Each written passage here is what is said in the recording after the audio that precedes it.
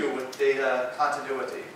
We break that into two records, and these little pieces then get adjusted separately, and you determine the overall alignment in that way.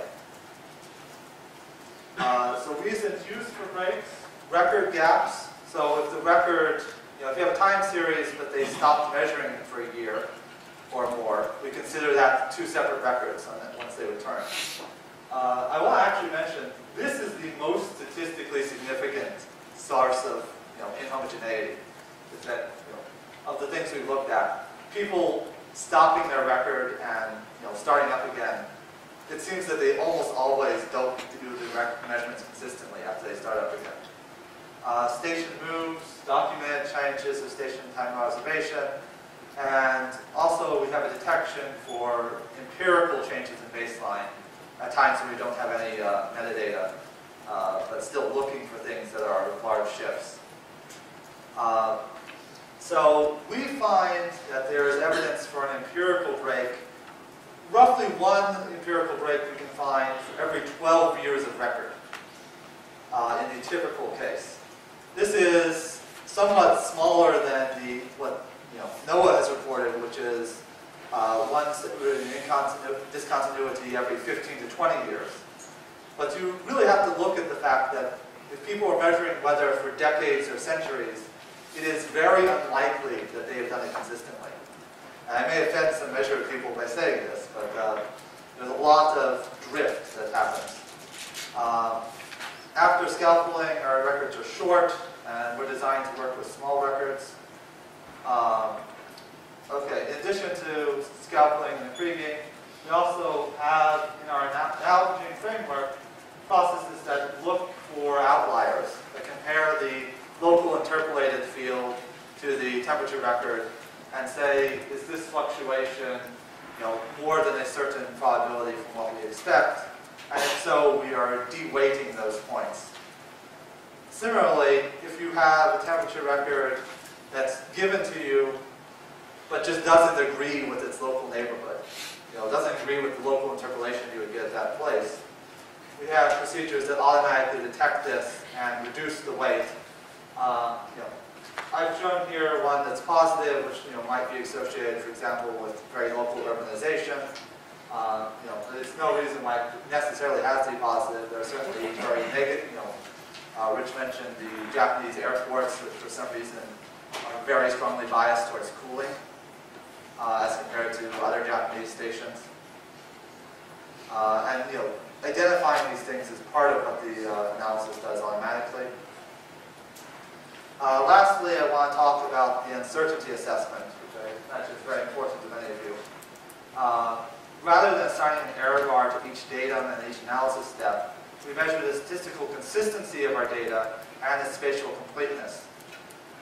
Basically, we're asking, how much would our result change if some data were excluded?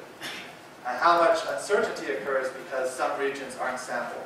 So how much influence is various pieces of data having? And small fluctuations in data, the available data can't be considered a statistically significant change. And lastly, we look at the analysis of other possible biases, which Rich touched on. So one of the things we look at is subsampling. We break the data set into 5 independent 20% pieces. Ask how to reconstruct each piece. Do they look similar? Well, yes. So these are completely independent sources. They're all reproducing essentially the same climate field. Down here shows the difference from the mean behavior plus some error bars that are associated with something else. We actually use a more sophisticated extension of this, which is called jackknifing, which I can describe if people want, but it's sort of take a little bit too much time right now. The second major concern is the spatial incompleteness of the record. So the very earliest data, you have something that looks like, well, I have data in Europe, and I have data in the US. I've highlighted here 3.2% land surface. The record back to 1800 is actually never quite this incomplete, but it gets close to this incomplete. And you ask yourself, well, if I only knew this, how much of an error would I make in measuring the global average? So essentially, if you look at the recent field, when you have spatial completeness to help with, but you only average to these places, what would you be seeing? So here's a histogram of the temperature anomaly difference if you average Europe plus Eastern US and compare it to the global land average, looking at the last 60 years. And what you find is that within 95%, you're off by 0.5, 0.6 Celsius. This happens to be a little skew. There doesn't seem to be any systematic skew typically. But that tells you that even with only a few percent of the land represented, you can reasonably get within half a degree most of the time. And that's the kind of analysis that goes into our spatial error bars. Mentioned here, blue is our assessment of spatial uncertainty. The big jump here is when Antarctica becomes available. There's a tenth of a degree uncertainty in the global average if you go to Antarctica. Green is the statistical uncertainty. Let me quickly mention, this is the last slide, that we have significantly reduced the uncertainty compared to what NOAA and AdCrew are claiming. If you take their values at face value, this is actually the largest uncertainty in the global average, is the land component. It's most of what the uncertainty is in the global. So I think this improvement is very important, and we have a number of ways of looking at different things to give us confidence that we really are substantially better than they have. Well, I'm out of time, so let me stop there.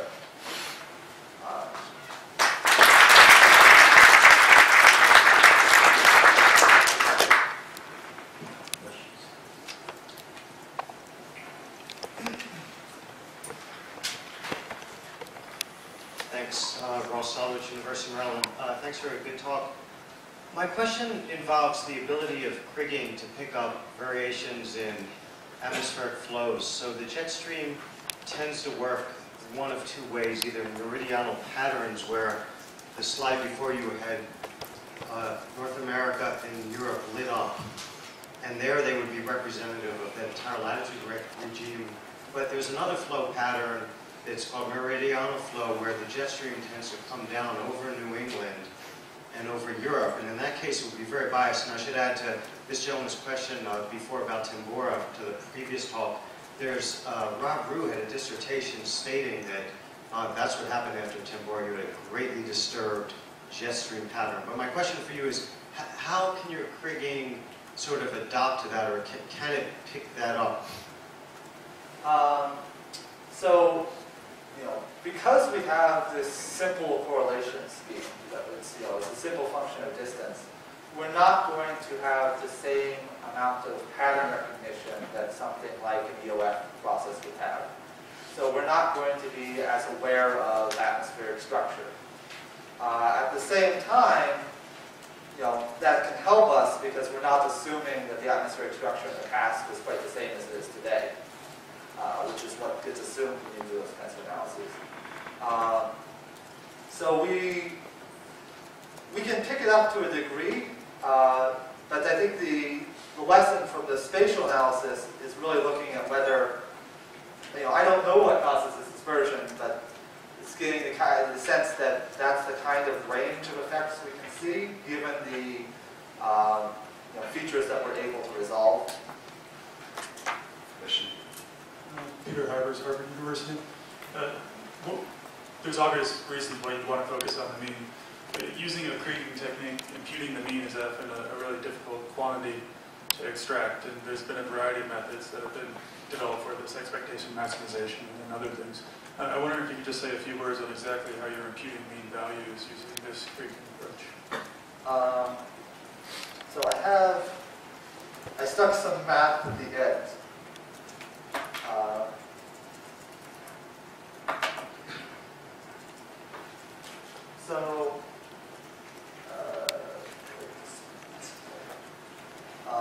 This is one little bit. We have a weather field, which is essentially the local anomaly field. It's not the it doesn't have climatology and it doesn't have long-term trends, which is assumed to be related to Kriging coefficients. This is a Kriging structure. Some measurements of data. And then over here you have information on the global average and on the local station baseline. And it's really these things that end up being solved subject to constraints on the quality of fit of your weather field. And so it ends up being a very large matrix problem, but it's this quantity here is expected to have mean zero and masked Kriging properties by construction, provided you do the fit in a reasonable way. I can talk more about it separately. I guess my point is that you do have to assume mean zero, and then for constructing trends through time, that becomes a rather complex undertaking. Yes, there is a lot of complexity that was skipped over. But yes, Kriging has a mean zero expectation. But going back to your histogram, which shows the range of temperature from -0.5 to 0.5. Now, this histogram is based on 3% of 30% of the planet, which makes it 1% of the planet. Yes. So I'm pretty sure you've done very careful analysis, but it's going to be very difficult to convince anybody that based on 1% of the planet, you have a decent mean global temperature. I think it would be useful to take any other 1% of the planet, now that we have the data, and see what happens. Is this robust enough? Yes. But it should do that. Yes, it's looking at sort of the scale of the fluctuations will vary depending on what part of the planet you're looking at, because there are substantially greater variances in some parts of the planet than others.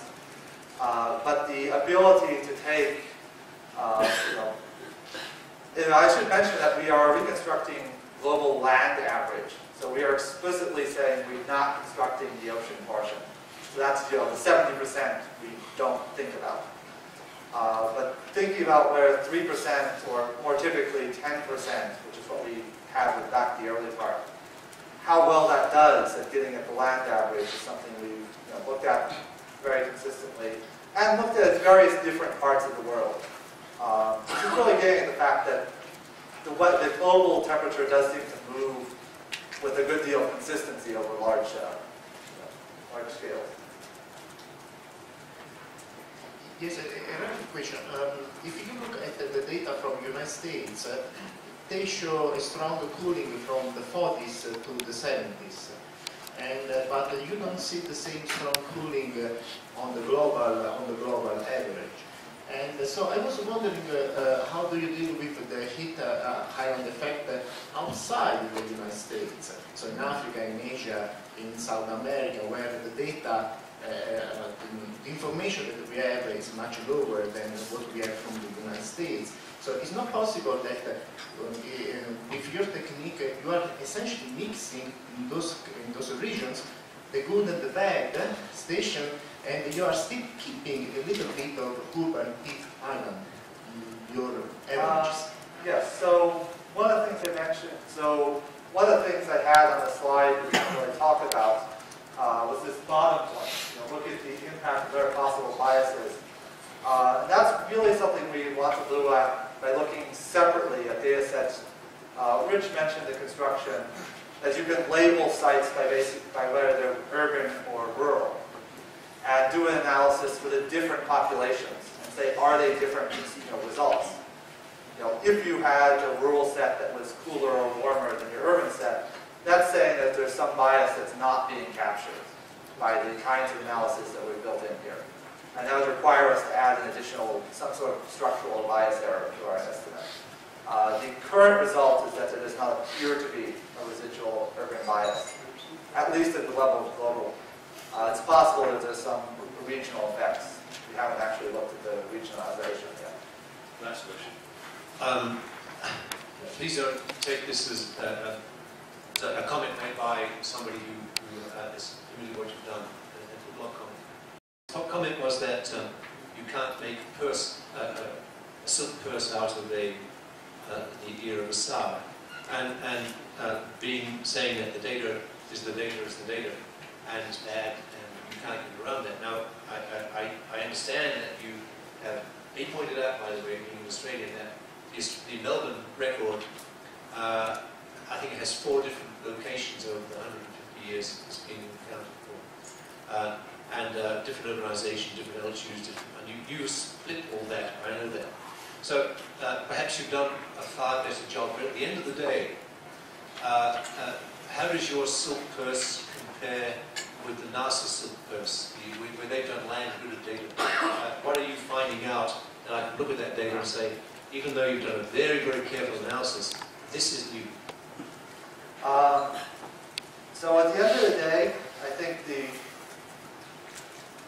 basically we're consistent with NASA and NOAA. There's some unresolved disagreement with HAD crew.